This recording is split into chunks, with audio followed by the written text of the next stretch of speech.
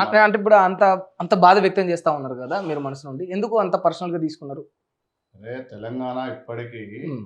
వేలాది మంది చనిపోయి 1969 ఉద్యమంలో హ్మ్. అప్పుడంతో మంది చనిపోయారు. ఆనాడున్న మరి చెన్నారెడ్డి ఆళ్ళతోని కలిసి అప్పుడు మోసం చేసిండు. హ్మ్.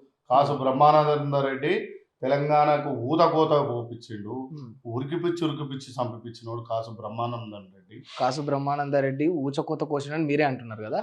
ఇప్పుడు అధికారంలో కాంగ్రెస్ పార్టీ ఉంది. మరి మీరు కాంగ్రెస్ కాంగ్రెస్ పార్టీలోనే ఉన్నారు. పార్టోళ్ళు చేస్తలేరది. చేస్తారు. మరి సైకిల్ మరాయన సైకిల్ కాంగ్రెసోళ్ళు చేస్తారు. సైకిల్ కాంగ్రెస్. సైకిల్ కాంగ్రెసోళ్ళు కాంగ్రెస్ చేస్తారు. ఓటి, సైకిల్ కాంగ్రెస్ ఓటి అంతే ఉంటదా? గదా! మా పార్టోళ్ళు ఎవరన్నా వాయిస్ ఇచ్చిర్రా? మా పార్టోళ్ళు ఎవరన్నా శిలాఫలకం కాడికి పోయిర్రా? మా పార్టోళ్ళు ఎవరన్నా పోయి బునాది కాడ కొబ్బరికాయ కొట్టిర్రా? కొట్టలేదు గదా! హ్మ్.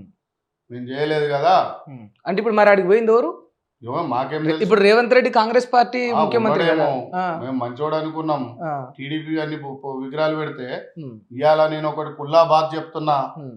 ఇయాల రామారావు విగ్రహం పెట్టినాం. మా పార్టీకి రామారావుకి ఏం సంబంధం? హ్మ్. ఆ రామారావు పార్టీ కదా మా రాహుల్ గాంధీని ప్రధాని కాకుండా చంద్రబాబు నాయుడు, పవన్ కళ్యాణ్ ఇద్దరు కలిసి ఎంపీలు తీసుకుపోయి అమిత్ షా కాళ్ళ కాడ పెట్టి, మోడీ కాళ్ళ కాడ పెట్టి ప్రధాని ఓట్టింది మా రాహుల్ గాంధీని ప్రధాని కాకుండా చేసింది ఆ టీడీపీ పార్టీ రామారావు పెట్టిందే కదా.